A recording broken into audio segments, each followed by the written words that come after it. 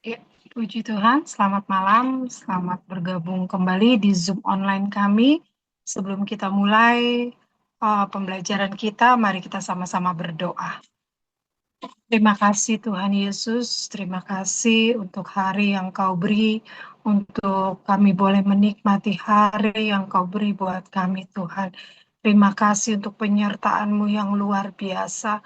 Terima kasih untuk anugerah-Mu, untuk kami boleh menikmati anugerah-Mu, kasih-Mu, cinta-Mu yang luar biasa. Kau berikan buat kami. Terpuji-pujilah Engkau ya Tuhan Yesus. Segala puji, segala hormat kami naikkan kepadamu. Terima kasih saat malam hari ini ya Tuhan. Kami kembali mohon ampun selalu kepadamu Tuhan. Ampuni segala salah dosa kami dari setiap perkataan, pikiran, perbuatan kami. Ampuni hidup kami Tuhan.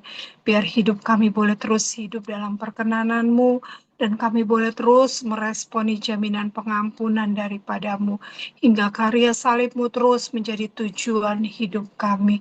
Terima kasih Tuhan, saat malam hari ini kami bersahati Tuhan, meminta, memohon kembali kepadamu Tuhan, pimpinanmu dalam ibadah Zoom kami Tuhan Yesus.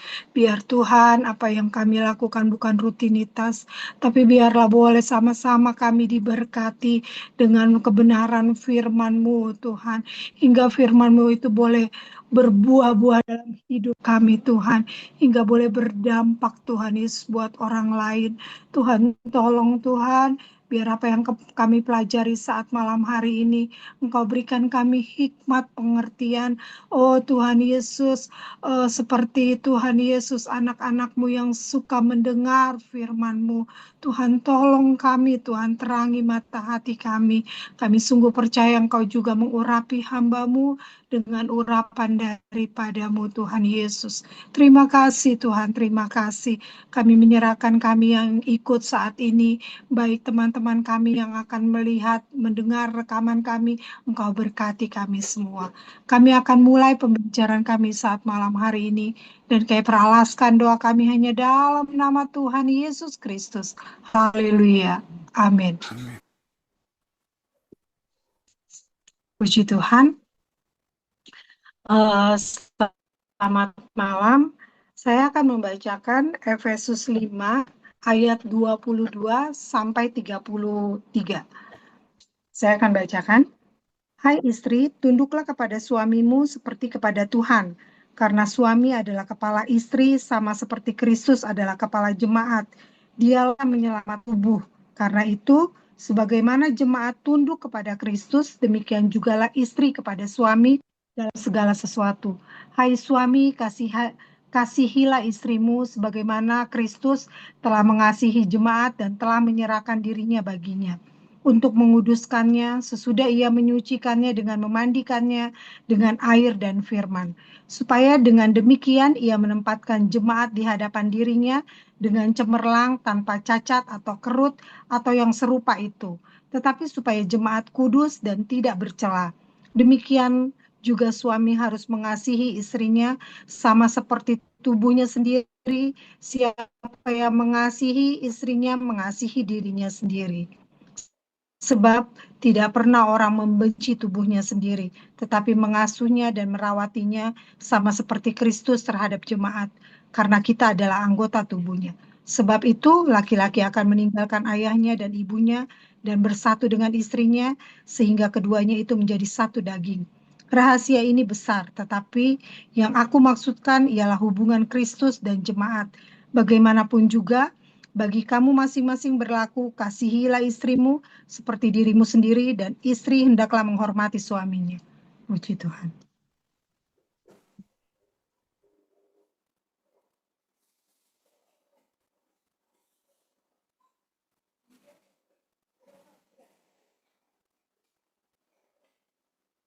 Puji Tuhan, kita bersyukur kesempatan indah kembali sama-sama dalami kebenaran firman.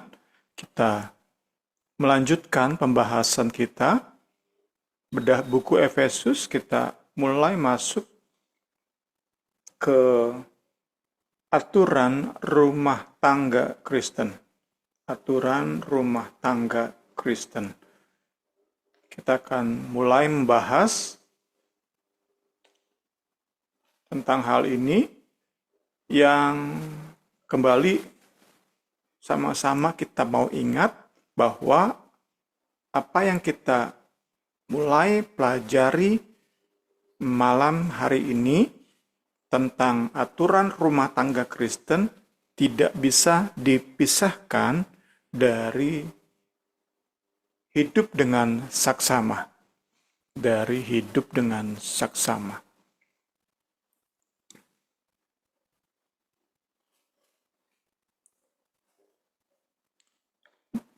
Saya coba kembali mengajak kita melihat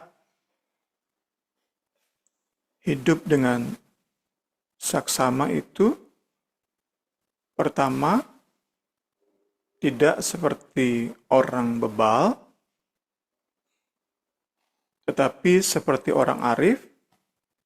Kedua, tidak bodoh, tapi berusaha mengerti kehendak Tuhan. Ketiga, tidak mabuk oleh anggur, tapi penuh dengan Roh Kudus. Terus diingatkan, tidak mabuk oleh anggur itu nggak cukup. Karena orang yang tidak mabuk oleh anggur itu tidak perlu menjadi pengikut Kristus. Tapi pengikut Kristus yang jalani hidup dengan saksama, yang jalani hidup secara konsisten dengan keanggotaan kita di sorga, maka nggak cukup tidak mabuk oleh anggur, tetapi juga penuh dengan Roh Kudus. Dan kita sudah lihat hidup penuh dikuasai Roh Kudus itu miliki ciri bernyanyi, bersyukur, tunduk. Minggu lalu kita sudah bahas tentang tunduk. Minggu ini, hari ini, Selasa ini kita mulai bahas yang disebut aturan rumah tangga.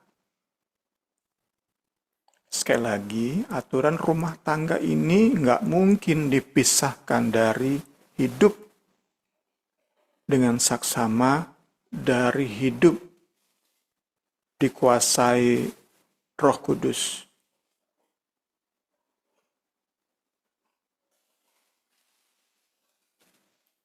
Saat bicara istri tunduk,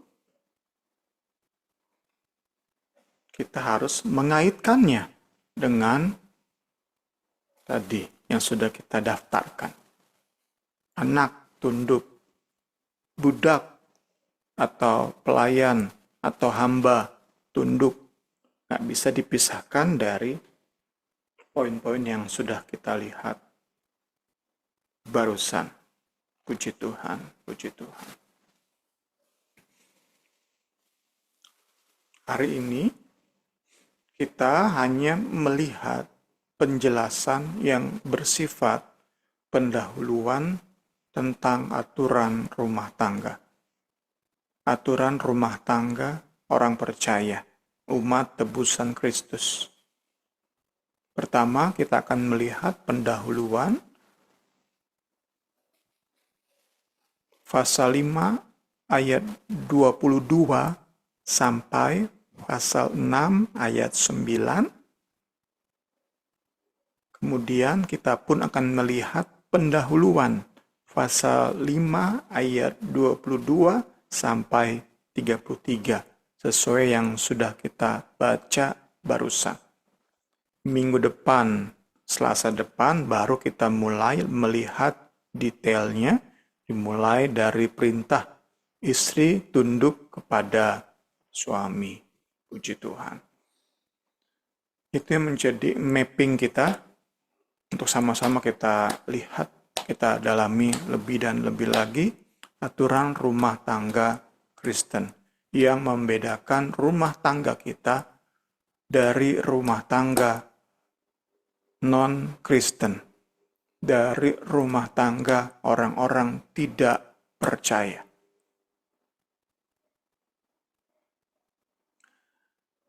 Menjadi ciri bahwa benar kita jalani hidup dengan saksama. Puji Tuhan.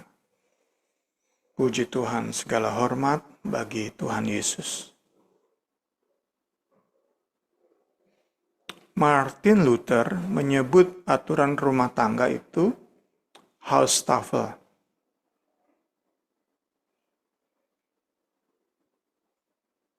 Yang mencakup hubungan suami istri, orang tua anak, tuan budak. Haustafel itu artinya memiliki arti daftar aturan bagi rumah tangga.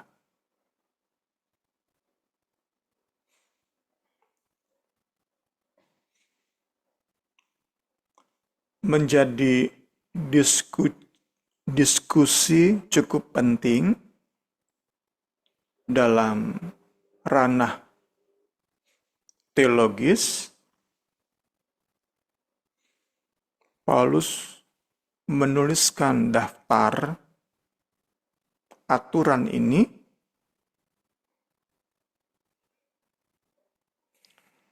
apa latar belakangnya.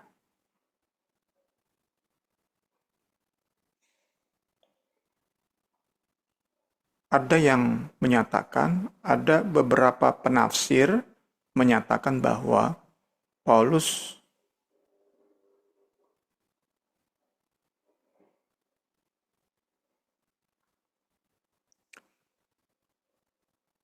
menyerapnya dari filsafat moral Stoik. Penafsir lain, Paulus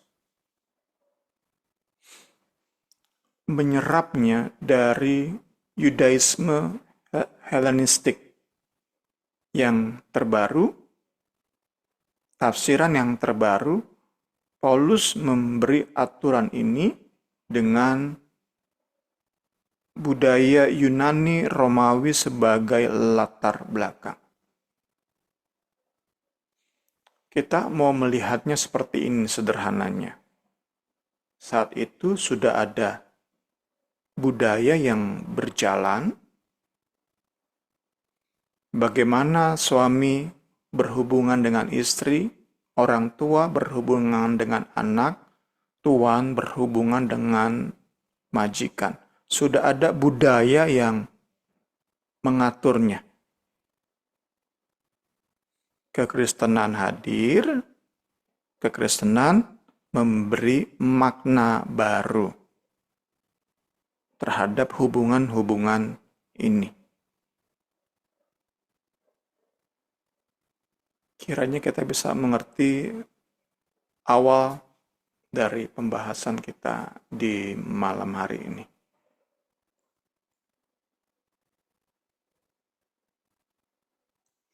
Bagaimana kita katakan lagi, kita coba jelaskan lagi. Bagaimana Paulus sebagai seorang rasul memberi aturan, nasihat, sehingga dalam hal ini jemaat Efesus bisa menjalani hidup sehari-hari berumah tangga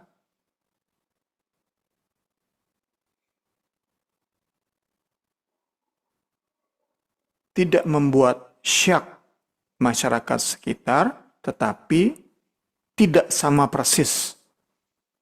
Itu yang coba diberikan oleh buku kita ini. Contoh paling sederhana adalah Paulus nggak nyuruh budak untuk segera merdeka. Di ayat-ayat ini, Paulus tidak menyuruh budak segera merdeka. Kalau kita lihat dari zaman kita, tentu nasihat Paulus untuk budak pelayan tetap tunduk kepada tuannya itu kurang kena kalau menurut pemahaman kita sekarang. Budak harusnya dibela. Paulus harusnya jadi tokoh pembebas budak. Itu pemikiran kita sekarang. Kita akan kecewa dengan Paulus saat memakai kacamata sekarang. Kita harus bawa diri kita kepada masa Paulus di Efesus. Baru kita bisa paham. Oh, Paulus nggak ingin membuat perubahan yang ekstrim. Paulus ingin orang Kristen tuh tetap jalani perannya di tengah masyarakat, suami sebagai suami, istri sebagai istri, orang tua sebagai orang tua, anak sebagai anak, tuan sebagai tuan, budak ia sebagai budak. Tetap dalam ranahnya, dalam perannya di tengah masyarakat. Tetapi dalam menjalani peran ini ada nilai yang berbeda. Ada pemahaman, cara pandang, mindset yang berbeda yang kemudian bisa terwujud dalam tingkah laku yang berbeda. Kiranya kita bisa pahami ini, sehingga kita nggak berprasangka buruk atau merendahkan Paulus tadi. Kalau kita pakai kacamata kita, yang seharusnya Paulus lakukan sebagai pahlawan iman adalah segera memerdekakan para budak. Baik dia Kristen, nggak Kristen, pokoknya Paulus disebut pahlawan iman kalau dia bergerak membebaskan budak. Nggak seperti itu konsep yang Alkitab perkenalkan lewat Rasul Paulus. Sama-sama kita mau belajar ngerti, sehingga kita bisa, haleluya, menyikapi juga apa yang ada di tengah masyarakat, isu-isu di negara kita itu dengan bijak. Kita nggak diajari untuk melakukan tindakan-tindakan ekstrim, tetapi tetap kita harus berbeda dengan dunia.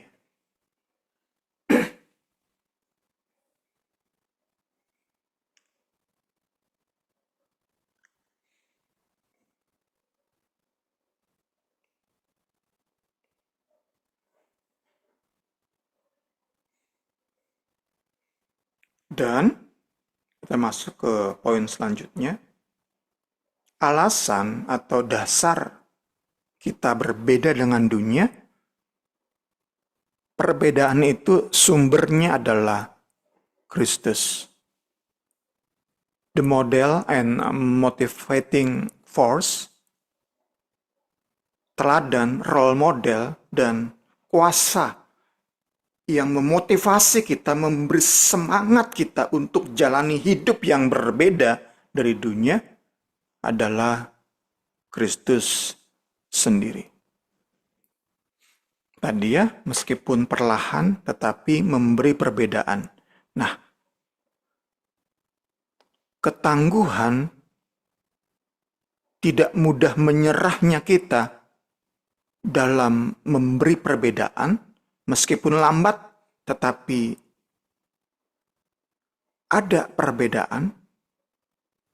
Gambaran yang dapat diberikan oleh Alkitab itu garam dan ragi. Ragi kan itu saat diberi nggak langsung mengembang, nggak pelan-pelan. Nah, itulah gambaran kita di tengah masyarakat. Tidak mengadakan perubahan-perubahan ekstrim. Tetapi dengan kita meneladani Kristus dan menjadikan Kristus sebagai sumber motivasi kita melayani dunia dengan menjalani hidup yang berbeda. Meski nggak berbeda sama sekali. Tetap kita mengikuti kompromi dengan budaya, dengan hubungan sosial. Kiranya kita sama-sama mengerti bagian ini.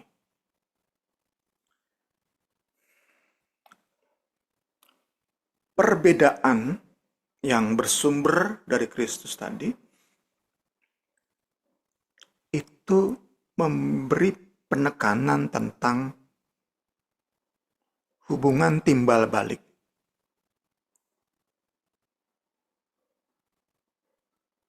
Reciprocal obligation.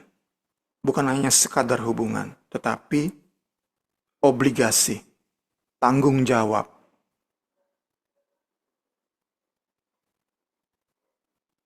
Istri, obligasinya, tanggung jawabnya, tunduk pada suami. Suami pun punya tanggung jawab.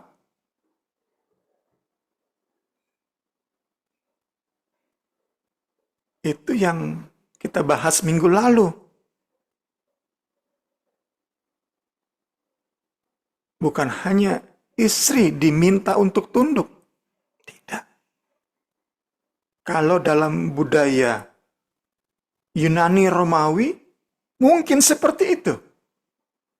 Istri hanya sebagai properti, milik yang bebas diperlakukan apa saja, bagaimana saja oleh suaminya. Di dalam Kristus beda. Kiranya kita sama-sama mulai ngerti nih, perbedaannya itu apa? Kalau di dalam budaya dunia, yang lebih kuat, si suami akan terus berusaha menginjak-injak yang lemah. Memperlakukan seenaknya saja yang lemah. Demikian pula dengan orang tua. Memperlakukan anak seenaknya orang tua. Masa depan anak, jodoh anak, semua tentang anak ditentukan oleh orang tua. Anak tugasnya taat.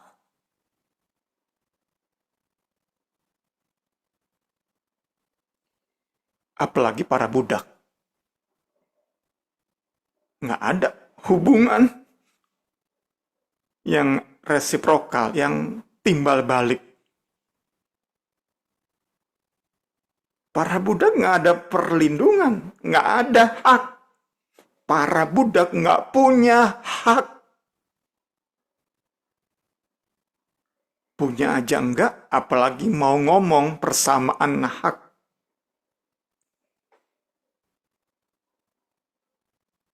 Dalam Kristus beda. Budak punya tanggung jawab, tuan pun punya tanggung jawab terhadap budak. Budak tetap budak. Tetapi sekarang di dalam kekristenan, tuan punya tanggung jawab terhadap budak. Wow, luar biasa. Luar biasa. Dahsyat. Dahsyat. Puji Tuhan. Puji Tuhan. Saya ingin memberi gambaran yang saya dapat kemarin dari X, dulunya Twitter, gambaran tentang penyalahgunaan kekuasaan atau abuse of power.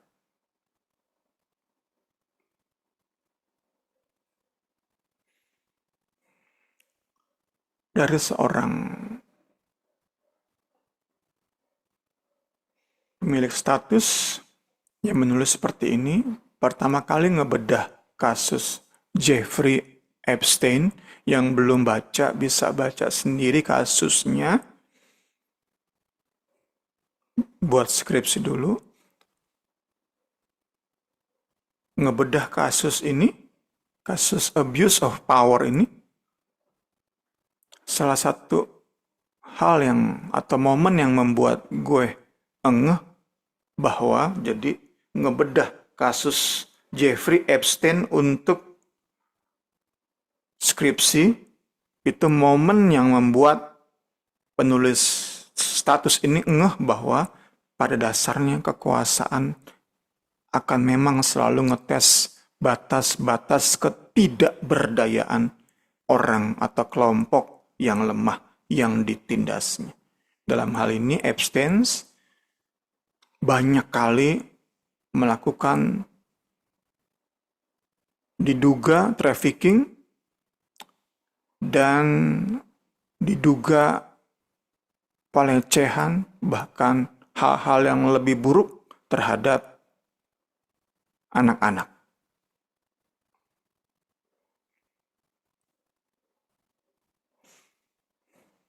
Jadi kalau kita selama ini tutup mata aja ketika yang di atas ngebejek, nginjek yang lemah, kita diem aja, ya kita kalau dalam konsep yang kita belajar, kita nggak sedang mewakili nilai-nilai kekristenan. Saat kita lihat ketidakadilan, kita diem aja, apalagi kalau udah ngebela yang di atas, yang ngejejek, yang menindas, kita bela yang lebih kuat. Ya jangan bicara orang Kristen lah. Nggak usah ngaku sebagai Kristen lah ya. Absurd jadinya, konyol jadinya.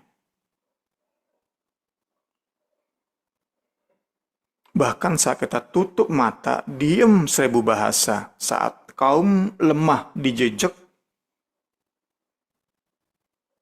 kita tidak sedang menghidupi kekristenan. Kita gagal sebagai orang Kristen.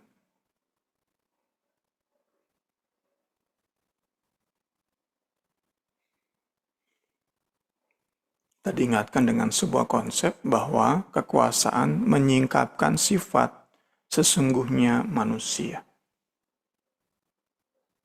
Memiliki kuasa itu bukan mengubah seseorang menjadi jahat, tapi hanya menyingkapkan sifat asli seseorang yang tersembunyi rapat saat seseorang ini masih lemah, masih miskin, masih kurang kuasanya. Banyak sekali orang seperti itu. Banyak sekali. Karena itu, sedari kita susah, sederhana, terus rajin koreksi diri. Fokus pada Kristus, pada salibnya, terus tiap hari rajin koreksi diri. Karena kita nggak tahu, kalau nanti kita kaya berkuasa, kita jadi sama dengan Epstein atau enggak. Kita nggak tahu. Kita nggak tahu, Bapak Ibu Saudara-saudari. Serem banget melihat dosa dalam diri ini. Serem banget. Jangan-jangan kita sekarang ini baik karena kita memang susah, miskin, nggak punya kuasa, lemah. Sehingga kita sekarang terlihat baik nih. Padahal kalau kita diberi kuasa, kita akan mirip-mirip dengan Jeffrey Epstein. Nggak pernah puas kita nginjek orang, jejak orang lain. Nindas kaum yang lemah. Kiranya pembelajaran kita memberkati kita benar-benar di malam hari ini. Puji Tuhan. Puji Tuhan. Alkitab bicara tentang hubungan resiprokal, saling.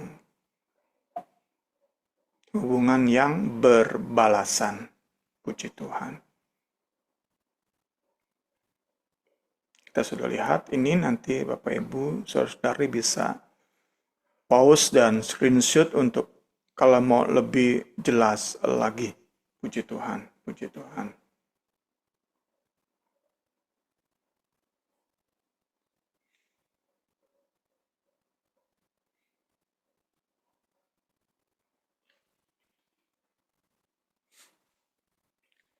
Masuk ke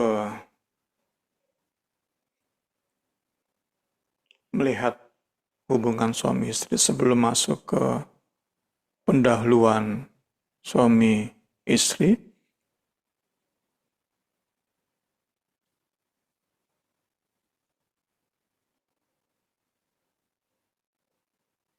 Lebih lanjut, surat Efesus itu memberikan perubahan cara pandang yang radikal terhadap institusi pernikahan.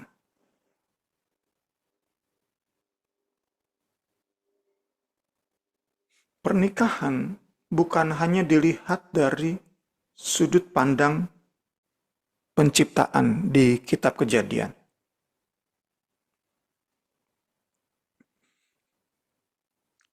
Menjadi satu dagingnya suami istri itu bukan hanya dilihat dalam kacamata kitab Kejadian. Tetapi di Efesus perubahan radikalnya, nilai tambah yang bersifat radikal adalah Paulus mengajak jemaat PB menggunakan kacamata eskatologi, di mana marriage, pernikahan, itu mencerminkan pernikahan anak domba yang terjadi nanti,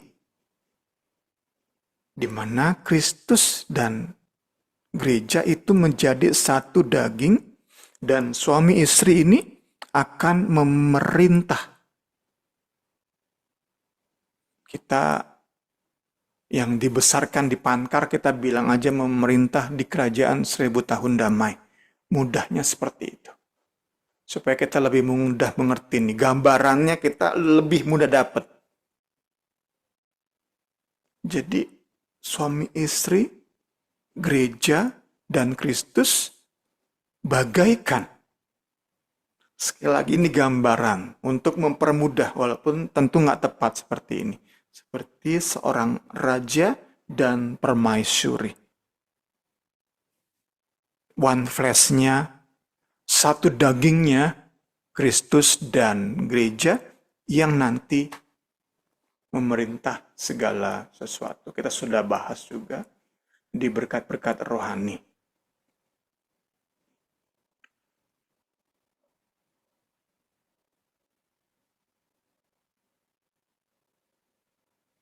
Sebab ia telah menyatakan rahasia kehendaknya kepada kita sesuai dengan rencana kerelaannya, yaitu rencana kerelaan yang dari semula telah ditetapkannya di dalam Kristus sebagai persiapan kegenapan. Jadi belum kegenapan waktu, belum, untuk mempersatukan di dalam Kristus, di bawah Kristus sebagai kepala, baik yang di bumi, di surga, di bumi. Nanti gereja yang perintah para malaikat, gereja yang menjadi satu daging dengan Kristus, yang menikah dalam pernikahan anak domba itu, gereja dan Kristus memerintah baik yang di surga maupun yang di bumi. Haleluya, puji Tuhan. Ini bagian-bagian yang buku kita ini share kepada kita, jelaskan kepada kita. Terakhir, hubungan hierarki, jadi tetap aja ada hierarki. Seperti di tengah masyarakat, ada hierarki. Suami di atas istri. Itu memang hierarkinya di budaya saat itu seperti itu. Di budaya Yunani, Romawi, suami berada di atas istri secara hierarki. Tetapi hubungan hierarki ini, pola hierarki ini bukan hanya sekadar mewakili model patriarki. Patriarki itu gampangnya marga saya diteruskan kepada anak saya. Itu kan yang menang laki-laki ya. Tetap aja yang megang marga, nama itu laki-laki. Tetapi lebih dari itu. Hubungan hierarki suami istri juga konsisten dengan peran penyelamatan Kristus bagi umatnya. Christ redemptive role. Peran penyelamatan. Pernikahan Kristen yang ideal akan mencerminkan hubungan Kristus dengan gerejanya. Cinta dan penundukan diri itu menyatu, gak bisa dipisahkan. Kita akan melihat lebih jauh nanti. Omong kosong. Istri diminta tunduk, tetapi suami gak sayang istri itu gak ada dalam kekristenan. Nilai-nilai Kristen ada resiprokalnya. Hubungan timbal balik. Love and submission itu nggak bisa dinegosiasikan, harus ada dalam rumah tangga yang alkitabiah. Puji Tuhan, puji Tuhan. Kita masuk ke pendahuluan ayat 22 sampai 33 Efesus 5. Mengikut sertakan ayat 21 sebagai kalimat pembuka. Sekali lagi kita mau melihat ayat ini. Kita sudah bahas cukup panjang.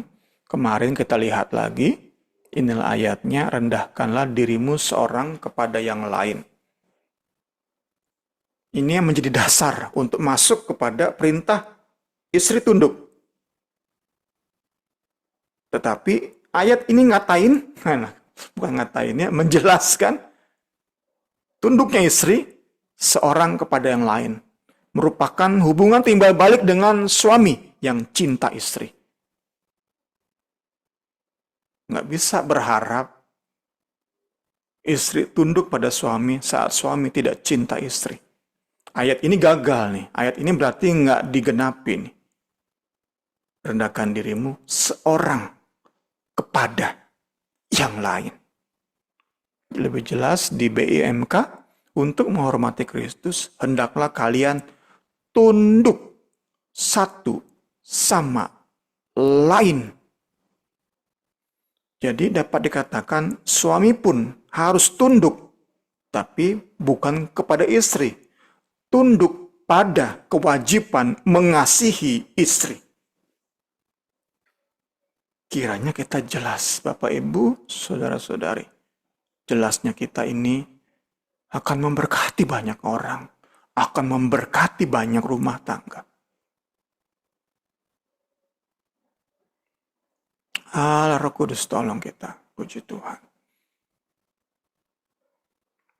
Ya, dengan memasukkan ayat 21, maka kita berdasarkan buku acuan ini membagi Efesus 5 ayat 21 sampai 33 itu menjadi 3 bagian.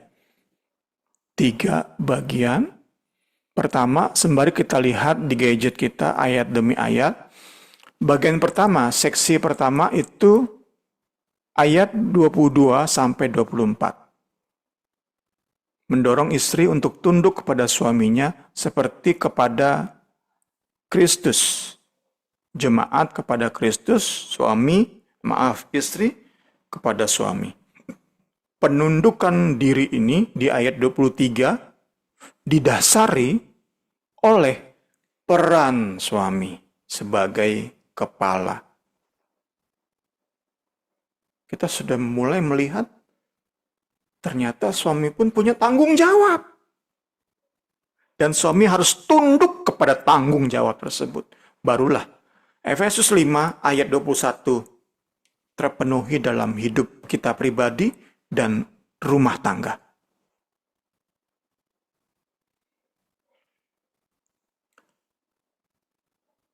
Serupa dengan peran Kristus sebagai kepala gereja. Peran suami sebagai kepala itu serupa dengan peran Kristus sebagai kepala gereja. Itu ayat 23.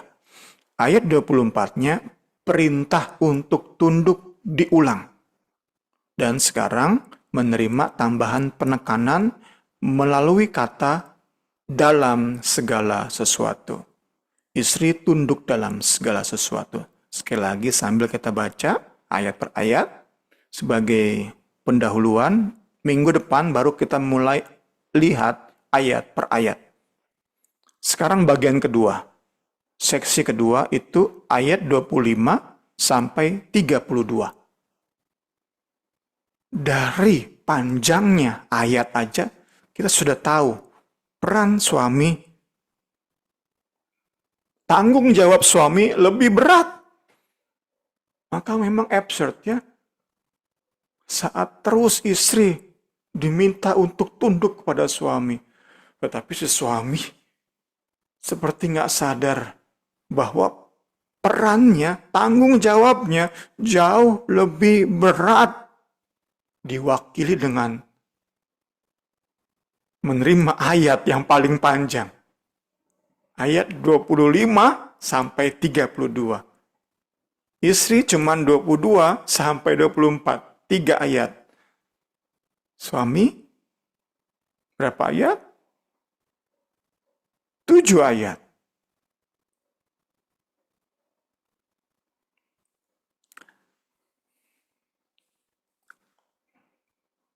Itu pun dibagi dua.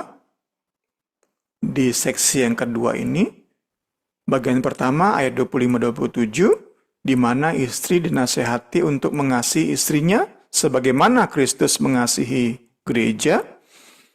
Bagian kedua di ayat 28 sampai 32 diulang kembali, polanya sama.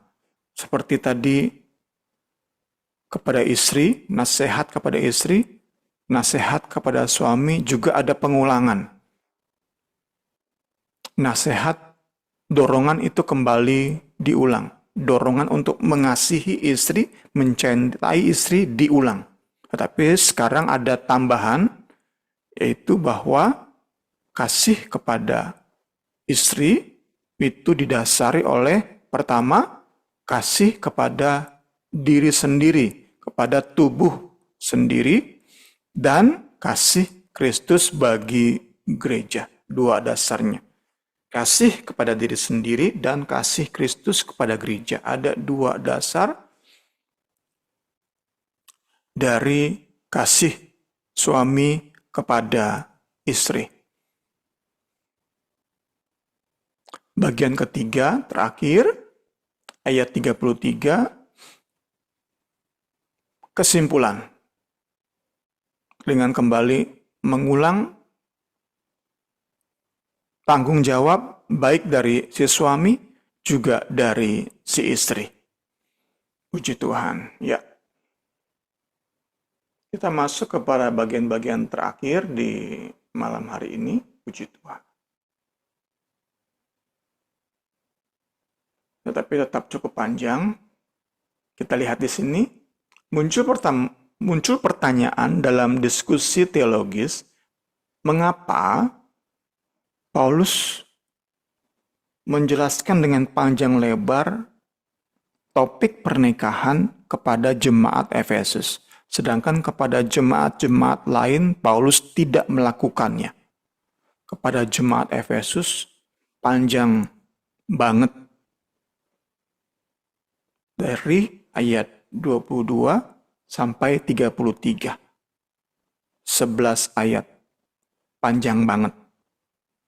Nanti Kalau kita bandingkan dengan orang tua anak, sedikit, tuan budak juga sedikit.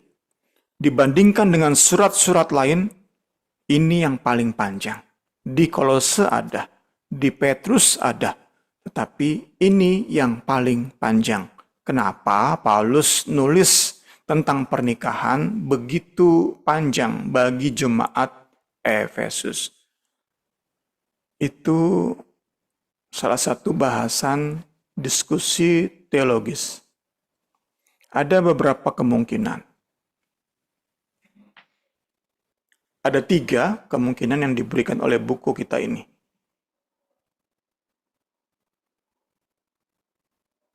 Pertama, mungkin karena beberapa anggota jemaat Efesus tidak menjalani rumah tangga mereka secara berbeda dengan orang-orang dunia. Rumah tangga mereka nggak beda dengan rumah tangga orang-orang tidak percaya. Itu kemungkinan pertama. Kemungkinan kedua, ada kemungkinan penekanan terhadap pernikahan ini merupakan pernyataan sikap Rasul Paulus terhadap gerakan atau pengaruh ajaran asketik yang kemungkinan di dalamnya adalah pengajaran untuk menghindari pernikahan. Dihubungkan dengan Kolose.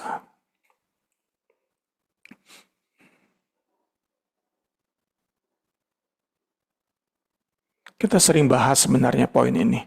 Karena itu jangan kamu biarkan orang menghukum kamu mengenai makanan, minuman, mengenai hari raya, bulan baru, ataupun hari Sabat. Semuanya itu hanya bayangan dari apa yang harus datang, sedang wujudnya ialah Kristus. Apabila kamu telah mati bersama-sama dengan Kristus dan bebas dari roh-roh dunia, mengapa kamu menaklukkan dirimu pada rupa-rupa peraturan seolah-olah kamu masih hidup di dunia? Jangan jamah ini, jangan kecap itu, jangan sentuh ini, jangan menikah. Ditafsirkan seperti itu. Semuanya itu hanya mengenai barang yang binasa oleh pemakaian dan hanya menurut perintah-perintah dan ajaran-ajaran manusia. Ada yang menafsirkan panjangnya ayat-ayat yang Paulus berikan tentang pernikahan untuk mengcounter pengaruh ajaran semacam ini di tengah jemaat Efesus.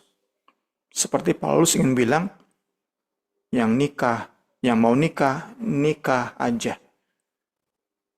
Enggak nikah, enggak membuat kamu lebih rohani.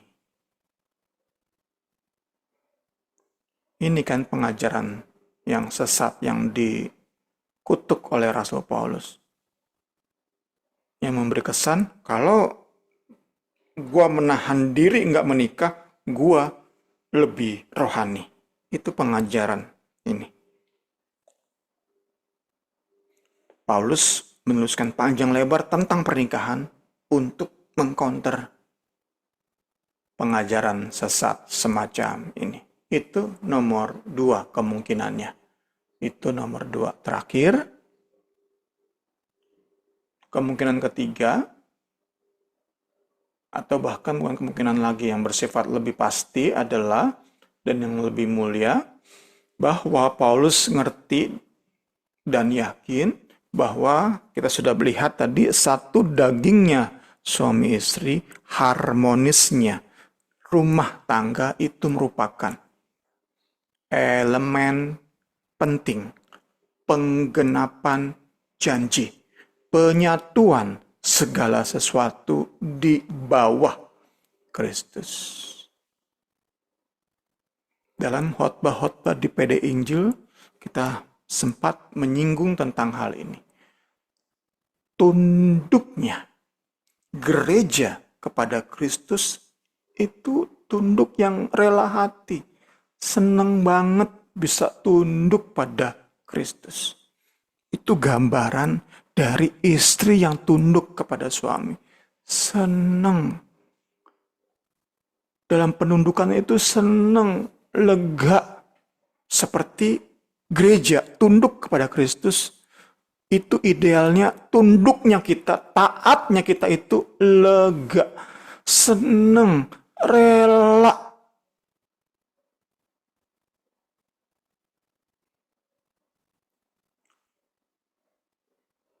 Memang ada hierarki. Suami di atas istri. Ada hierarkinya. Ada keteraturannya. Kristus di atas gereja. Tetapi hierarki tersebut dijalankan dengan gairah, dengan cinta. Haleluya, haleluya. Jadi dengan kasih Kristus memberi perintah kepada gereja, dengan gairah dan cinta gereja menaati perintah Kristus. Jadi kita bisa lihat panjangnya nasihat Paulus tentang pernikahan di Efesus itu klop dengan Efesus 1 ayat 9 sampai 10 tadi. Wow, saat kita bahas Alkitab dalami, wow, terkagum-kagum kita. Nggak mungkin hanya pemikiran Paulus. Ada pikiran Paulus, tetapi semata-mata yang lebih besar adalah pengaruh Roh Kudus, iluminasi Roh Kudus, inspirasi Roh Kudus. Efesus 1 ayat 9 dan 10 saat segala sesuatu yang di langit, di bumi tunduk di bawah Kristus. Itu jadi lebih jelas saat lihat hubungan suami istri yang harmonis. Kembali kita coba bayangkan, di kerajaan 1000 tahun damai itu, Kristus memerintah, gereja yang diperintah. Itu pertama. Kedua adalah, tadi karena keluarga rumah tangga yang harmonis itu elemen penting penggenapan janji Efesus 1 ayat 9 sampai 10, penggenapan waktu, penggenapan janji, maka kita bisa bayangkan di kerajaan 1000 tahun damai, kita gambarkan saat itu ada sebuah negara, presidennya Kristus, warganya adalah rumah tangga yang sepenuhnya harmonis, suami istri, dan anak-anak. Itulah gambaran yang Paulus berikan. Suami istri yang menjadi paling penting, baru nanti ke anak, baru nanti ke hamba. Itu hubungannya begitu indah. Dan itulah gambaran para warga negara kerajaan 1000 tahun damai. Mimpikah kita mencapai kondisi itu? Harus jadi mimpi kita. Kita bisa mulai dari sekarang, dan sudah kita bahas di Jumat kemarin, mulai dari parenting. Kita berjuang sama-sama. Berjuang sama-sama dari parenting untuk hasilkan rumah tangga yang harmonis. Suami istri sebagai yang utama, harmonis, baru ke anak, harmonis. Jadi suami istri ini harmonis sehingga bisa mendidik anak.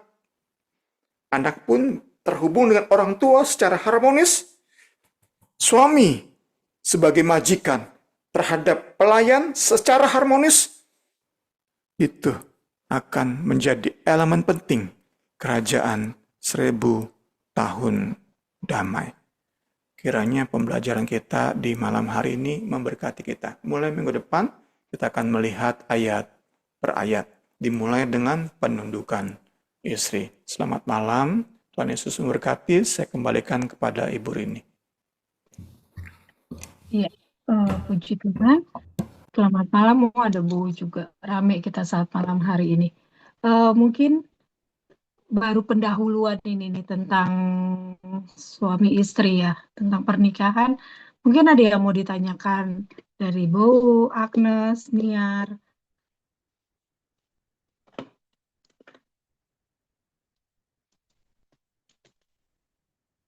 Ayo, jangan berebutan. Apa masih bingung? Nanti diulang lagi ya.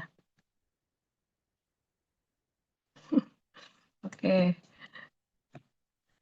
oke kalau kayak gitu, kalau tidak ada yang mau ditanyakan atau tidak ada yang mau apa lagi, kita akan tutup pembelajaran kita malam ini biar boleh memberkati saat malam hari ini Zoom kita biar kalau yang tadi mungkin masuknya pertengahan bisa diulang lagi nanti rekamannya. Biarlah pembelajaran kita malam ini boleh memberkati kita semua. Nanti saya minta Niar yang berdoa ya Niar. Iya, baik hari ini. Mari kita berdoa. Bapa dalam surga, kami berterima kasih ya Tuhan untuk pelajaran yang sudah kami terima pada malam hari ini ya Bapa. Sungguh heran ya Bapa, sungguh indah segala pengajaran, segala ketentuan ya Bapa, segala otoritas yang telah Engkau jadikan ya Bapa, sehingga semuanya kami bisa berkata, semua itu baik bagi kehidupan kami ya Bapa. Tuhan terima kasih karena Tuhan saja yang sudah mengatur ya Bapa segala rumah tangga yang ada di dunia ini ya Tuhan Yesus. Terima kasih ya Tuhan Yesus, kami memiliki Tuhan Yesus memiliki gereja ya Bapa sebagai role model ya Bapa untuk setiap rumah tangga, setiap keluarga kami ya Tuhan Yesus. Tuhan Yesus kami berdoa agar supaya Tuhan Yesus setiap dari kami mampu ya Tuhan Yesus untuk mengenal ya Bapa betapa herannya dalamnya cintamu ya Bapa, kami boleh ya Tuhan Yesus menjadikan semua itu contoh ya Tuhan Yesus dalam kehidupan kami sebagai istri ya Tuhan, kami mau dengan cinta tunduk ya Tuhan Yesus, dengan rasa takut, dengan rasa cinta dan kasih ya Bapa kepada suami. Dan sebagai suami Tuhan Yesus, kami juga mau ya Tuhan Yesus menyayangi ya Bapa, mengasihi seperti Engkau mengasihi gerejamu ya Bapa. Tuhan tolong ya Tuhan Yesus, baik itu bagi mereka yang belum menikah, yang sudah berumah tangga ya Bapa, kiranya firman-Mu ya Bapa, Allah Roh Kudus-Mu ya Bapa, yang boleh membentuk hati dan pikiran kami, sehingga kami boleh ya Tuhan Yesus berjalan sesuai dengan kehendak-Mu ya Bapa. Jauhkan kami dari pengajaran-pengajaran yang salah, dari eh, hal-hal yang salah yang kami dengar ya Bapa, terutama tentang ya Tuhan Yesus, berumah tangga, tentang hubungan ya Bapa antar suami istri. Terima kasih ya Tuhan, terima kasih. Kami rindu ya Bapa, apa yang sudah kami dengar, boleh didengar juga oleh saudara seiman kami ya Tuhan Yesus. Terima kasih ya Tuhan, kami percaya berkat-Mu sudah datang ya Tuhan di malam hari ini bagi kami. Kami boleh tutup Bible study kami dengan penuh sukacita ya Bapa. Memberkati Bung Semi, Kak Rini ya Tuhan Yesus. Dalam pelayanannya Engkau singkapkan hikmat demi hikmat, kerendahan hati untuk menerima pengajaran yang benar. Sehingga ya Tuhan Yesus banyak anak-anak-Mu, banyak umat-umat-Mu ya Tuhan Yesus yang boleh diselamatkan oleh pengajaran mereka ya Bapa. Terima kasih ya Tuhan, terima kasih. Inilah yang menjadi doa sembahyang kami pada malam hari ini. Kami sudah bersyukur hanya dalam nama Tuhan Yesus Kristus. Haleluya. Amin.